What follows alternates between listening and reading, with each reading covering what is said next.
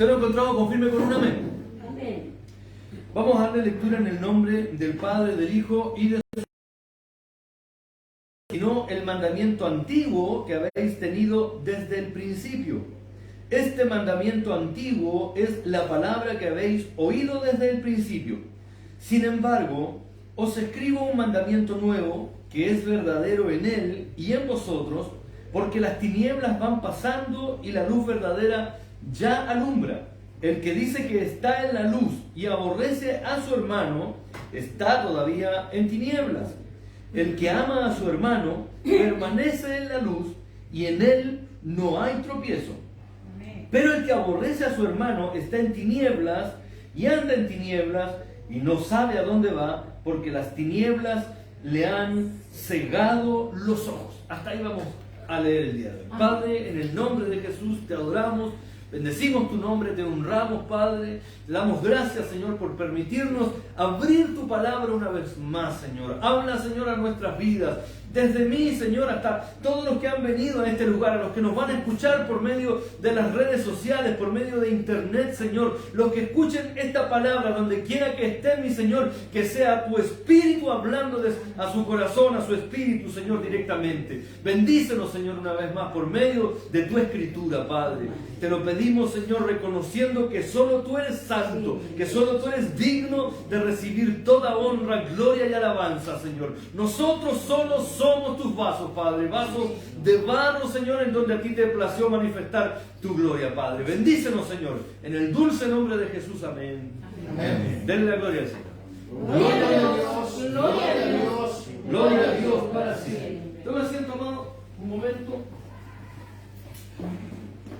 ¿Estamos ok, cierto? Sí. Amén.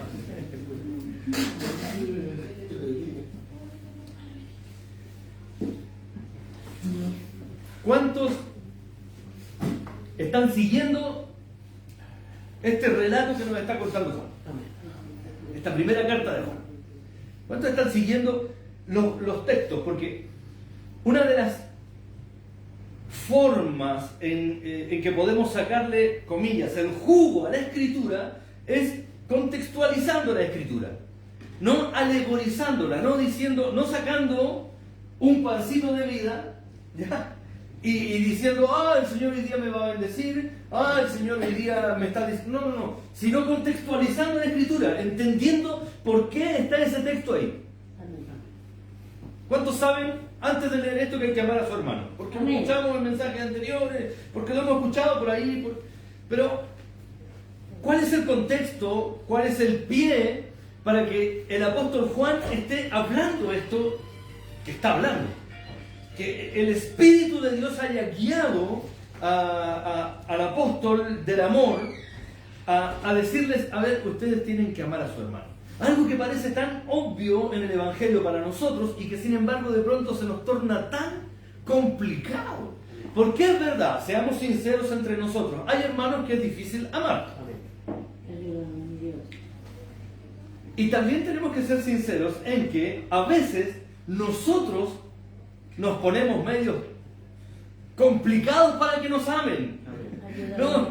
Nos gustaría decir de pronto que no, yo soy un pan de Dios, yo soy amoroso, yo donde caigo, caigo parado. Siempre todos me tienen buena.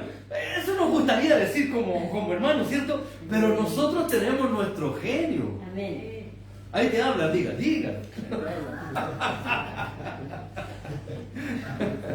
Tenemos nuestro genio, o sea, tenemos nuestra cuota de dificultad para que nos amen. Porque es difícil amar a algunos hermanos, pero demos vuelta un poco a esto. Ya no pensemos en cuán difícil es amar a este hermano, sino que ahora pensemos cuán difícil es que me amen a mí. Amén. ¿Por qué pongo tantas telas de cebolla para que puedan llegar a mi pequeño corazoncito? Y esto es una cuestión que los porrazos de la vida, nuestros dolores, el sufrimiento al que hemos sido expuestos, las formas en que nos han maltratado, vamos a victimizarnos. Pero hay una cuota de verdad en todo lo que yo estoy diciendo. Cada porrazo, cada maltrato que nos dieron hizo que nos fuéramos poniendo escudos, nuestro corazón al primero que se nos acerca, que nos dice Dios te bendiga, hermano, cuando en realidad resulta que los mismos hermanos de pronto fueron los que nos maltrataron. Cuando en realidad nosotros, siendo hermanos, muchas veces maltratamos al otro. Porque tenemos esa bendita costumbre de atribuirnos solo lo bueno a nosotros y dejarle lo malo a los demás. Pero esto va para ambos lados. A veces, muchas veces, nosotros somos difíciles de amar. No somos amables. En el sentido de que nos puedan amar fácilmente. Por distintas razones. Una de esas es porque nos ha maltratado la vida, nos ha tocado bailar con la fea, no una, sino que muchas veces de pronto, y eso va poniendo esas barreras. Pero también porque, producto de todas estas cosas, empezamos a poner estas caparazones que cuesta, que no dejamos que cualquiera entre ahí. Así es, Señor. Porque tenemos miedo a que nos vuelvan a romper nuestro pequeño y frágil corazón. Y vaya, que por rudos que nos veamos de pronto, nuestro corazón es pequeño, es frágil. ¿Se ha dado cuenta que, y esto a propósito de esta palabra, de amar a nuestro hermano, uno no puede odiar a un desconocido? Sería ilógico. Uno odia al que conoce. Ahí es donde está esa expresión emocional que Dios puso en nuestro corazón, porque todas las emociones, sin contar una, fueron puestas por Dios. Y entre ellas también está la ira, el enojo, el odio. ¿Y pero por qué? ¿No hubiese sido mucho más fácil que Dios nos hubiese cargado el software del amor solamente y no el del odio? ¿Para qué el del odio? Ah, vaya, porque si tenemos que probarnos también, pues, ¿cómo podemos amar de tal manera a mi hermano si no he conocido la otra parte también? ¿Cómo aprecio la paz si no he vivido la guerra? ¿Cómo aprecio la abundancia y agradezco por ese pancito con mantequilla que me comí hoy día, o esos huevitos, o ese pan pelado, si no he comido pan duro alguna vez o no he pasado hambre? Es la forma, amados.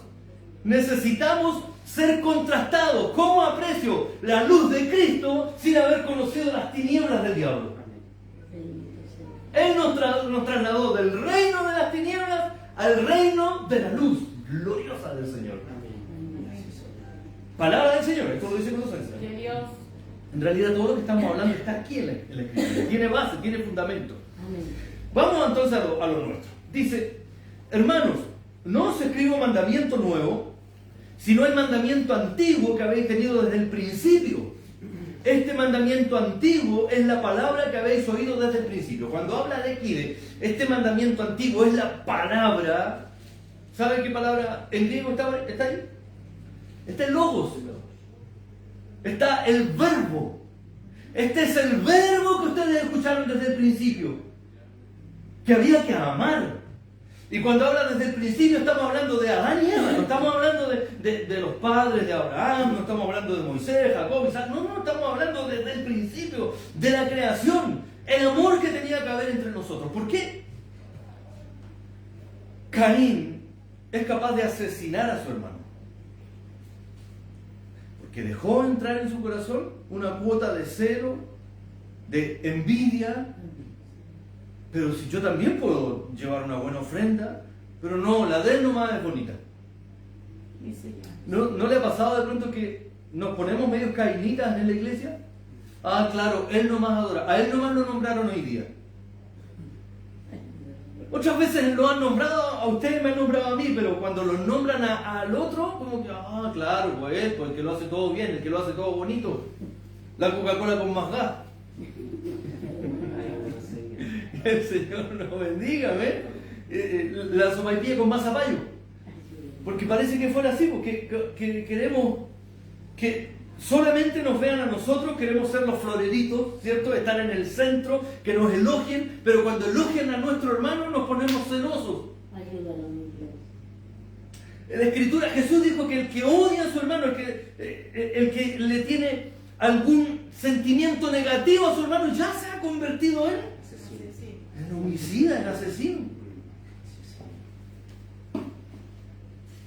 Oísteis que fue dicho, no matarás, mas yo digo que si odiaste a tu hermano en tu corazón, ya lo asesinaste. Oísteis, porque la ley estaba ahí, acuérdense lo que hablamos en la predicación anterior, la ley está ahí para mostrarnos el pecado. Oísteis que fue dicho, no adulterarás, mas yo os digo, cualquiera que codició a una mujer en su corazón, ya adulteró. Ay, Señor. Yo pensé que el adúltero era mi vecino, yo pensé que el adúltero era mi compañero de trabajo, y resulta que ahora con esto estamos todos enredados, pues. Amén. Porque el Señor cumple la ley, pero al mismo tiempo de cumplirla, la explica. Porque hay una cuestión en legislación que tiene que ver con el espíritu de la ley. ¿Y qué significa esto? Que cuando la ley se escribe, detrás de esa ley hay una intencionalidad. Estamos hablando de leyes divinas y de leyes humanas. Siempre detrás de la ley hay una intencionalidad. Y los juristas, en términos legales humanos, tienen que investigar cuál fue el espíritu de los que escribieron la ley para poder dar una buena interpretación y dar un buen juicio, un buen castigo o un buen premio a la persona que están enjuiciando. Amén. Si eso lo hacen los juristas, los abogados, los legisladores humanos, ¿cuánto más no deberíamos de hacerlo nosotros con la Escritura? Así es, Señor. Entonces eso es lo que no hacían los fariseos. Los fariseos aplicaban la ley contra su prójimo, contra su hermano, y antes de la misericordia ponían el sacrificio. Y Jesús le dice, no, pues esto es al revés. Misericordia quiero y no sacrificio. No, es que ustedes están recogiendo espigas en el día de reposo. O sea, ellos decían, no, muéranse de hambre, pero no quebranten el día del Señor. Y el Señor les dice, Jesús les dice, ¿por causa de quién fue prescrito o hecho tal o cual cosa? ¿Fue hecho el hombre por causa del día de reposo o el día de reposo por causa del hombre? Porque si el hombre fue hecho por el día que hay que santificar, entonces, ok, murámonos de hambre. Pero si el día de reposo ha sido hecho por causa del hombre, para que el hombre descanse, para que pueda tener descanso de su fatigado esfuerzo, de su trabajo semanal, entonces, déjenlo que coma, güey. Déjenlo que se alimente. ¿O no se acuerdan cuando David se comió los panes de la propiciación? Jesús citando a David. Y los panes de la propiciación eran los panes santos que solamente comía el sacerdote. Y resulta que venía David de arrancar, venía con hombres, con soldados, y le dice, ya, el único requisito que les pido es que sus hombres no hayan estado con mujer. No, sacerdote, llevamos tantos días afuera, les aseguro que mis hombres no han tocado mujer. Coman. El único requisito. El sacerdote podía haber dicho, no, ¿cómo se le ocurre? No, este es pan sagrado. Y haberlos dejado que se murieran de hambre. Y sin embargo le dijo, no, coman. Y Jesús está citando a David. Les está diciendo Jesús, si eso lo hizo David, al hombre que es el rey por excelencia de Israel, al que ustedes tanto veneran y que cuentan historia y que está escrita en la Escritura respecto a él, muchas cosas de él. Bueno, entonces, pues, ¿de qué estamos hablando? Dejen que nosotros podamos recoger los rastrojos que dejaron los demás para nosotros, para los necesitados, el menesteroso, el que está pasando hambre. Hoy día es que tenemos hambre. ¿Cómo vamos a venir a comer mañana? Si el hambre, es verdad, es acumulativa, pero no es bueno acumular mucha hambre. Ahora, sí hay que acumular un poquito por lo menos. Tampoco es bueno nunca tener hambre. Poco de pronto nos gusta tener hambre. A veces nuestro nivel, nuestros sensores de hambre, a las 2 horas, ¡pum!, están saltando. Tampoco son muy sanos. Deje espacio para que le dé un hambre prudente. El Señor nos ayude. Gloria al Señor Jesús.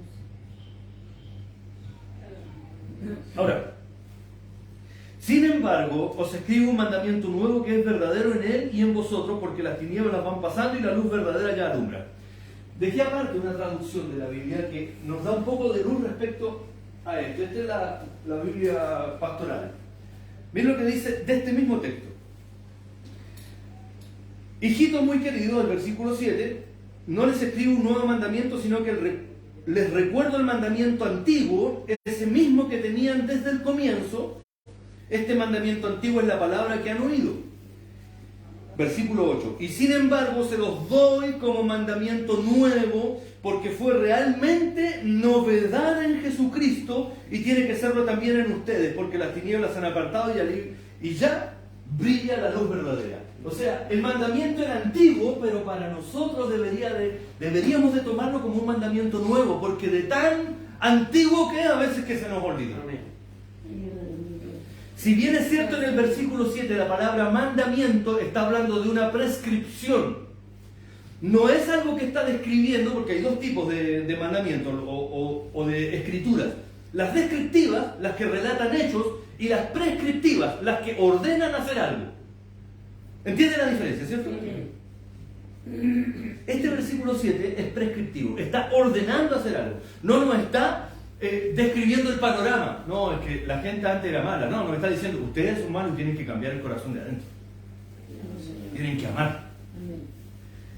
Pero luego cuando nos dice nuevamente, sin embargo se escribe un mandamiento, le está diciendo, a ver, este mandamiento que parece que es antiguo, y en realidad es de tiempos inmemoriales, pero para nosotros como iglesia debería de ser algo fresco, algo nuevo. Deberíamos de aplicarlo en el día a día, con ese que amo y con el que no amo mucho también. Especialmente con ese.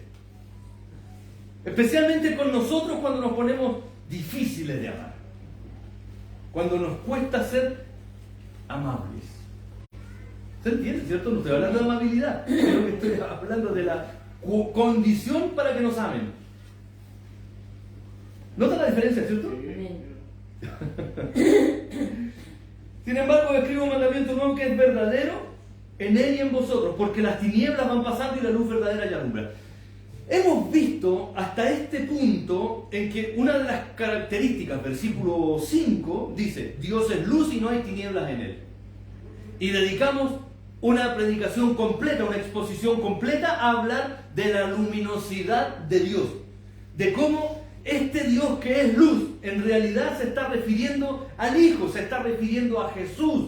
Jesús dijo, yo soy la luz del mundo. Amén.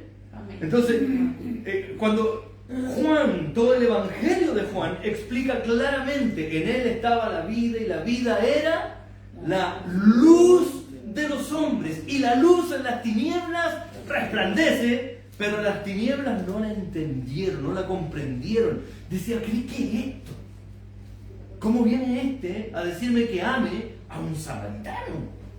Si los samaritanos son pecadores, son herejes, vienen de Ismael, son como los hijos guachos, huérfanos, la línea vergonzosa del padre Abraham. No, nosotros somos hijos de nuestro padre Abraham, pero descendimos de Isaac, no de los ismaelitas, no de los edomitas, que son los que siguen después de la rama genealógica. Entonces, ese era el orgullo nacionalista que tenían los chilenos. O sea, perdón, los israelitas. Y los chilenos también, ¿cierto? Sí, los chilenos que nos creíamos tan hospedadores y resulta que cuando empezaron a aparecer nuestros hermanos compatriotas, ¿cierto? Se les acabó el amor. No, que nos vienen a quitar la pega, que nos vienen a invadir, que las cosas están mal, que yo antes vendía completo y ahora ellos venden jordón. Bendito joven. Perros calientes, ¿cierto? ¿Qué manera de ampliar nuestro espectro cultural? Nuestro espectro... ¿cómo se llama cuando hablamos de comida? Gastronomía. Gastronómico, eso. No, pero ven las cosas malas. Yo entendía cuando llegó la oleada peruana, venezolanos también, pero resulta que después llega una oleada haitiana, donde los haitianos tienen muchos problemas con el idioma porque no hablaban español, y llegaron a hacer el trabajo que los propios chilenos habían desechado, que no querían. Entonces alguien por ahí dijo, y le encontré tanta lógica, si una persona con muchas dificultades para hablar español, algunos de ellos con muy poco estudio y por eso llegaron a hacer ese trabajo, le están quitando el empleo a un chileno que tiene todas las facilidades, que maneja el idioma, que tiene estudios, entonces, en términos bien criollos, tiene que ser bien malo el chileno para que le quiten ese trabajo. Y eso aplica para todos los trabajos. Y eso aplica para esta palabra, que está hablando del amor, pues somos selectivos. No queremos amar como le pasaba a los israelitas, no queremos amar a los samaritanos. No, ellos no son mis hermanos. Y Jesús les demuestra que para ellos también es el Evangelio, predicándole a los samaritanos. Alabado sea el Señor Jesús. No vaya a ser que haya alguno que piense que nosotros somos mejores que cualquier extranjero. Porque ese era el pensamiento de Hitler, por ejemplo. Respecto a los judíos, no, a los judíos hay que eliminarlos. Ahora, siempre la piedra de tope en este caso es Hitler, pero se nos olvida contar toda la historia hacia atrás, que desde mediados del siglo XIX, de 1850, la ciencia, y entre ellos Darwin y la supervivencia del más apto, había venido empujando toda esta xenofobia respecto a las personas de otras razas y de otras culturas. Hitler fue la guinda de la torta, fue el tonto útil que termina de cortar la cuerda y dice hay que eliminarlo. Pero esto venía arrastrándose de manera, porque todos los cambios necesitan una excusa, un pretexto científico. Y la ciencia de ese siglo se lo había dado. Así es.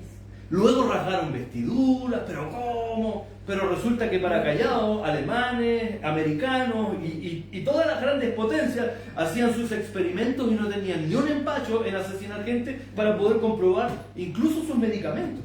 Así es. Usted hoy día se toma una aspirina y dice, uy, que sana la aspirina me quitó el dolor de cabeza, pero detrás de eso hay harta gente que murió. Pero preferimos obviar estas cosas porque así nos es más fácil vivir. Bloqueamos ciertas cuestiones para poder justificar ciertos hechos, para justificar nuestro desamor. No, es que este merece que uno no lo quiera. No, si a este le fue mal, qué bueno que le haya ido mal. Le pongo otro ejemplo. En Orlando, hace unos años, se metió un tipo con una metralleta a una... No, fue a una discoteca gay y asesinó una cantidad de homosexuales. No estoy inventando. Creyentes diciendo, ay, que se lo merecían. Qué miserable es esa mentalidad. Ay, Señor. Cuando falleció Samudio, ¿te acuerdas? ¿Hace 10 años? ¿12 años? Ah, no, es que Samudio era homosexual, se lo buscó. Qué baja es esa forma de pensar, amados hermanos. Fue un muchacho homosexual que fue asesinado por unos Skinner, me parece que fue. Como unos neonazis. Sí. Y en base a ellos se levantó una ley, la ley Samudio, que tiene que ver con la ley de no discriminación. Bendita ley, porque no deberíamos de discriminar, pero lamentablemente si no nos lo dice la ley, entonces nosotros lo pasamos por alto. Y de pronto nos alegramos. Yo no estoy diciendo que comulgo con esa mentalidad, pero comulgo con esa humanidad. Nadie merece ser asesinado, nadie. Y si yo estoy pensando que alguien mereció ser asesinado, entonces el amor del Padre no está en mí. Esto es palabra del Señor, amado. Bendito sea el nombre del Señor. Este es el mandamiento nuevo. Mire, dice, el que dice que está en luz y aborrece a su hermano está todavía en tinieblas. Más adelante dice, ¿cómo yo puedo amar a Dios que no veo si no amo a mi hermano que lo puedo ver? ¿No? Que es fácil amar a Dios. Qué fácil amar ese concepto de Dios que formamos en nuestra mente. Ese Dios chiquitito, ese Dios que es mezquino. Un Dios que solamente es un Dios personal para mí, pero para todos los demás es un Dios que hay que aborrecer para los demás. No, es que a mí Dios me ayuda. Cuando el Señor le manda una prueba o castiga, comillas, o le pasa alguna desgracia a X persona, venimos y nos levantamos como los grandes jueces y decimos, se lo merecían por su forma de ser, por su comportamiento, se lo merecían, esto es juicio de Dios. Pero cuando la mano se nos viene de vuelta a nosotros, es una prueba del Señor. Miren la hipocresía. ¿Ah? Para ellos es juicio, pero cuando nos toca a nosotros es una prueba del Señor me está probando. O sea, no puede Dios estarnos probando a ellos también. No es que ellos también necesitan del amor de Cristo y necesitan volverse al Señor y le dijeron a Jesús, Señor, ¿qué pasó con aquellos que murieron en el estanque de Siloé? Aquellos cuya sangre fue derramada delante de Herodes. Porque ellos estaban esperando que Jesús les dijera, no, si es que eso era malo. Ellos se merecían eso. ¿Y qué es lo que les dice Jesús? Más les vale que ustedes se arrepientan, si no, igualmente pereceréis.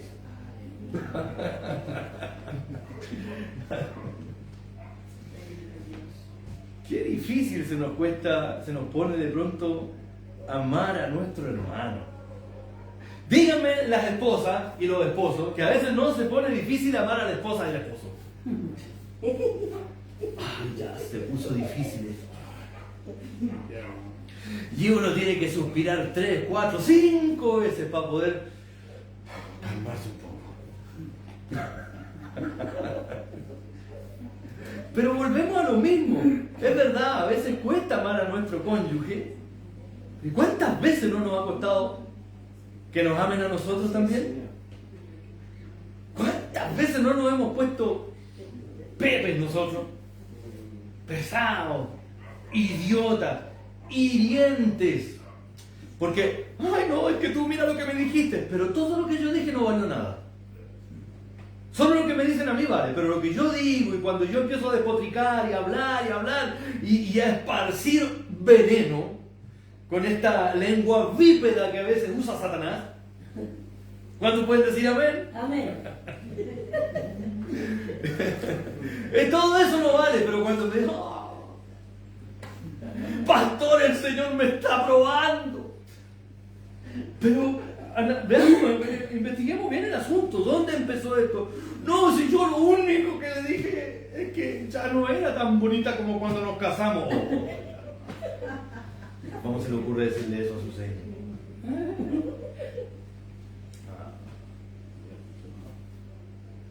No hay que... Usted es igual que cuando se casó. El Brad Pitt de la población. Todos vamos envejeciendo.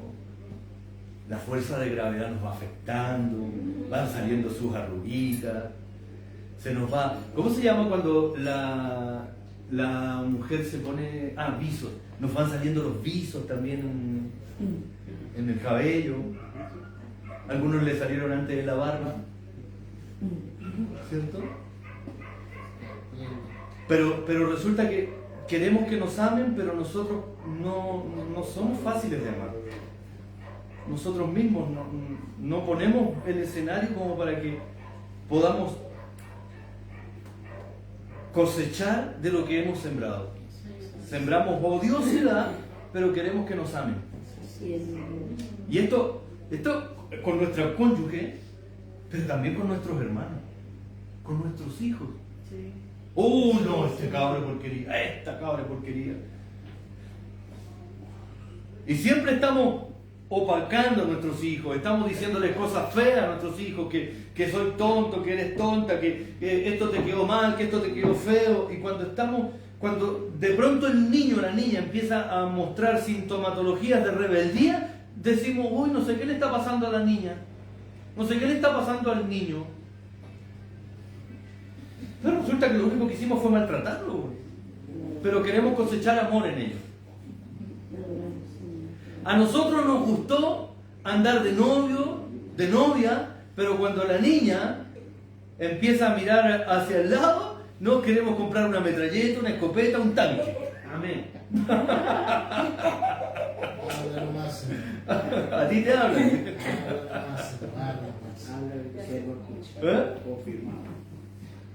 El Señor nos ayude. Amén. Pero a nosotros nos gustó enamorarnos. No, es que es la ley de la vida. Es que ahí nos acordamos de todos los textos. Dejará el hombre a su padre, pero cuando nos toca a nosotros, que ahí como que se nos olvida toda la escritura. Nos cerramos, estoy bloqueado. No, es que es la niña de papá. Amén. ¿Ah? Es mi bebé. ¿Quieren que siga? Ahí no va, pastor. Salud por eso. Ayúdame. Amar, el amor, amados, tiene que manifestarse en todas nuestras áreas. De pronto decimos, oh, tengo unos compañeros de trabajo pésimos. Nosotros mismos no hemos sido ser buenos compañeros de trabajo. Que vimos que nuestro compañero cometió algún error y fuimos a amarrarlo al tiro con el jefe. Eso es mal mirado, pero hay gente que se especializa en esas cosas. Y está bien, pero que otros se especialicen, no nosotros como hijos del Señor. A no ser que usted sea supervisor, tiene que cumplir su papel como supervisor. Pero si usted no lo han puesto a supervisar a nadie, ¿qué anda supervisando? Si es así la cosa, amado.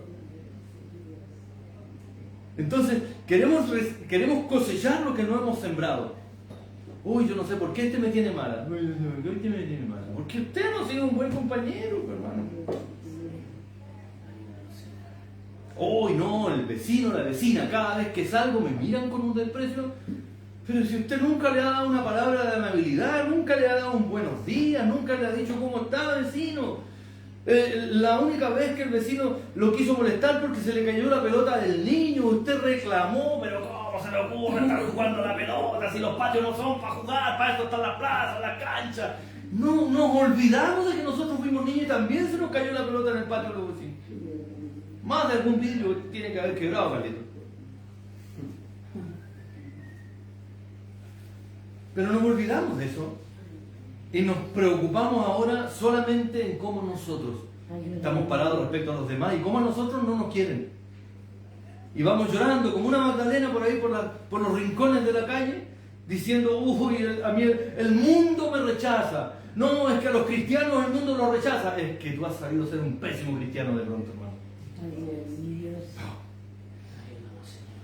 Nos ha costado ser cristianos. Nos ha costado ser empáticos con el prójimo que el Señor nos mandó a amar. Incluso el Señor nos dijo, ama a tu enemigo. ¿Nos cuesta amar al hermano o vamos a amar al enemigo? ¿Ah? ¿Sí? No, porque pastor, me cuesta amar a mi esposa y a mi hijo y usted cree que más encima ame a ese que le tengo mala. Es que si le tiene mala a alguien, entonces la luz de Cristo no está en usted, está en tinieblas. Oramos, Señor. Sí, pero es que y empieza nuestra religiosidad a querer justificarnos. Y el Señor le dijeron, no, para un poquito. Yo conozco tu corazón, yo sé dónde estás, yo sé tu posición respecto a los demás. Justifícate con el pastor, justifícate con la hermana, justifícate con tu esposa, con tu esposo, pero no me venga a mí con ese cuento, con ese verso, porque su verso, mijito, nos dice el Señor, a mí no me sirve de nada, yo lo estoy viendo de adentro. ¿Puedes decir amén a eso? Amén. Sí, Señor. Y ahí estamos desnudos. Hasta ahí nomás nos llega toda la verborragia que podamos tener, todo el cuento que podamos tener. El que dice que está en luz y aborrece a su hermano está todavía en tinieblas. El que ama a su hermano permanece en la luz y en él no hay tropiezo. Y termina diciendo el versículo 11, pero el que aborrece a su hermano está en tinieblas y anda en tinieblas y no sabe a dónde va porque las tinieblas le han cegado los ojos. ¿Cómo podríamos estar en tinieblas si tenemos la luz de Cristo en nuestro corazón? La única explicación para odiar es que nos hayamos apartado del camino. Amén. No estoy hablando de que el Señor lo abandonó, de que el Señor lo dejó. No, nosotros nos apartamos de su camino por andar nuestro camino. A mí me parece bien esto, yo creo que esta es la manera, yo pienso, yo siento, pero nos olvidamos de lo que dice la Escritura. Ama a tu hermano. Ahora, ¿hay que amar solo a los que se comportan? O sea, también tenemos que amar al de la lengua viperina. También tengo que amar a ese que me hizo un tremendo traje. Me anduvo descuerando por toda la población, pero luego me veo, ¡hola, pastor, Dios le bendiga! ¿Sabe que estaba pidiéndole al Señor encontrarlo con usted? Y también hay que amarlo. Y pedirle al Señor, Señor, cambia su corazón. Pero de pasada, ayúdame también a amarlo, que no vaya a nacer. Y con esto vamos a ir terminando. No vaya a ser que, habiendo cuestiones difíciles entre nosotros, nazca una raíz de amargura y muchos sean contaminados. Porque una raíz de amargura no se quiere quedar sola. Esa raíz siempre va a querer contaminar a otros. Cuando hay una raíz de amargura contra su hermano, imaginemos que nació una raíz de amargura de mi hermano René respecto a mi hermano Carlos, que se conocen, se aman. Acuérdense, no podemos odiar a quien no amamos. El odio puede existir solamente cuando hay amor. Porque una persona que me es indiferente, ¿cómo puedo yo odiar a Federico Elgueta que vive allá en Conchalí? Si estoy inventando el nombre, lo más probable es que exista, pero no lo conozco. ¿Cómo lo odio? No puedo odiarlo. No tiene sentido, no tengo sentimientos hacia él. Entonces solamente puedo odiar a quien he amado. Amén. Sí, cuiden ese amor entre ustedes.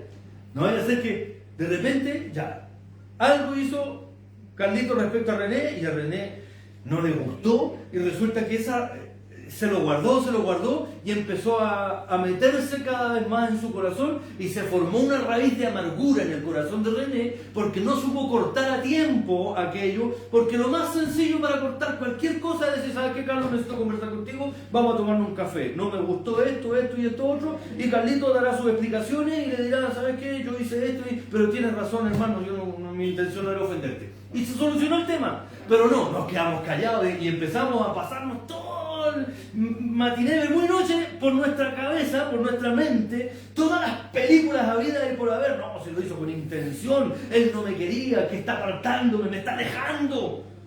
Y de repente se encuentra el hermano René con el hermano Juan y le dice, no sabe nada. ¿Qué le pasa, hermano René? Lo noto triste. No, nada, hermano.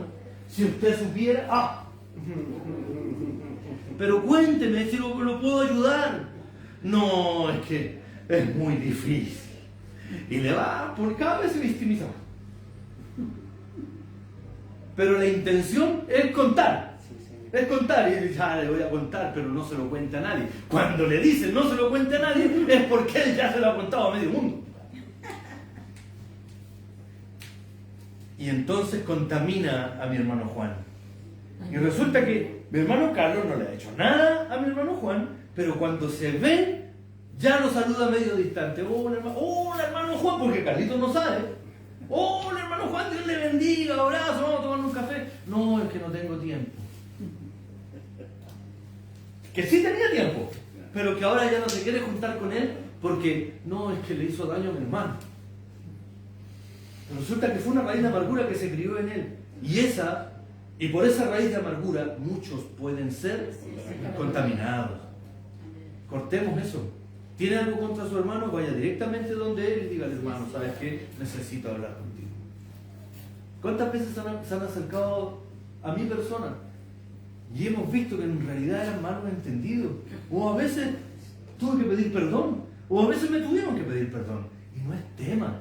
Yo no tengo una lista publicada ahí en internet, en Facebook, hermanos a los que yo perdoné. Hermanos que me han perdonado. No, eso no se publica, eso va en el corazón. Y cuando usted perdona, eso se desarma y se olvidó. No hay más. No hay más, porque ese es el perdón. Ese perdón con elástico, no, es que Tuvieron un pequeño problema y se empiezan a sacar sus trapitos al sol. No, es que te acordáis que en el año 1994, estábamos hablando de casi 30 años atrás, pero entonces nunca perdonó, pues. Y después en el 2005, y después en el 2014, y ahora no. Tenía todo el registro histórico de las faltas, pues. Todo anotadito. ¿Y qué es lo que dice el Señor de nosotros? Que Él toma nuestros pecados, los arroja al mar y no se acordará nunca más de ellos. Igualito que nosotros. Nosotros no. Tomamos los pecados, los tiramos al mar y luego vamos con una caña a pescar a ver qué encontramos. Que el Señor nos ayude. Cerrando esto. Amamos a nuestro hermano porque Cristo está en nuestro corazón y porque hay luz en nuestra vida. Si aborrecemos a nuestro hermano, la luz de Cristo no está en nosotros y andamos en tinieblas. Que a veces cuesta amar a nuestro hermano, definitivamente. A veces se nos va a hacer muy difícil amar a nuestro hermano. A veces nos hicieron mucho daño, de verdad. Aquí no estoy hablando de victimización, estoy hablando de daño real que se nos hizo de pronto. Y en medio de eso, el Señor nos pide perdonar. Porque fíjese todo el daño que le hicieron a Cristo. Amén. Y Él nunca hizo daño a nadie. Y sin embargo a Él lo crucificaron. Y Él dice que nos dio ejemplo en todo para que sigamos sus pisadas. Si Cristo estando en la cruz le pidió al Padre, Señor, perdónalos porque no saben lo que hacen, ¿cuánto más nosotros no deberíamos de pedir perdón por aquel que nos está ofendiendo? Y el único que puede colocar el perdón en nuestros corazones es Cristo. Un corazón sin perdón es un corazón lacerado, es un corazón herido, es un corazón sangrante. Y para eso Cristo es la solución. Amén. No hay otra solución. No va a ser el psicólogo, no va a ser el psiquiatra, no van a ser las pastillas, no va a ser una mejor economía, no va a ser cuando usted logre tal o cual proyecto y ahora sí va a sentirse pleno y va a poder amar a todo el mundo. No, solo en Cristo podemos encontrar Amén. el amor necesario para poder infundir a los demás. Amén. Termino con esto, me parece que ya había dicho. Vamos por la vida de pronto, y esto para los que nos escuchan por internet, vamos por la vida lleno de heridas, lleno de llagas, con un corazón lacerado, como decía, hiriendo a los demás y nunca pudiendo ser felices nosotros mismos. Para eso Cristo es la solución. Amén. No hay otra forma. Y los que estamos aquí, ¿podemos decir amén a eso? Amén. Él endulza las aguas de Mara, esas aguas que eran amargas, Él las torna en dulzura. Él nos da la capacidad y nos da tranquilidad, porque el amor trae paz a nuestro corazón. Sí, Dios. Póngase. Gracias, Señor. Solo en Cristo hay esperanza. Cierre sus ojos un momento. Padre, en el nombre de Jesús, te adoramos, Señor, te bendecimos, honramos tu nombre. Oramos, Señor, por cada uno de los que está en su iglesia, Señor, los que han venido a escuchar su palabra. Oramos por aquellos que escucharon esta transmisión, Señor, para que sean bendecidos por medio de esta palabra, Señor, que es su palabra, Señor. Ayúdanos, coloca un corazón amoroso, bondadoso, benevolente, Señor, que podamos entregar ese amor que probablemente no se merecen los que están a nuestro alrededor, pero que nosotros mismos tampoco merecíamos, Señor. Que podamos entender aquello y que podamos sembrar amor a nuestro alrededor para poder cosechar amor también, Señor. Pero que nosotros demos el primer paso, porque no sacamos nada con ir llorando, Señor, por la vida, sino empezamos a amar nosotros primero, Señor. Bendice nuestro corazón. Te amamos, Señor, porque tú nos amaste primero, Señor. Y por eso, mi Señor, te agradecemos. Tuya sea toda honra, toda gloria y alabanza, en el dulce nombre de Jesús. Amén. Amén. Dele la gloria, Señor. Gloria a Dios. Gloria a Dios. Gloria a Dios. Señor, bendiga a la iglesia. Y Dios bendiga a mi esposita.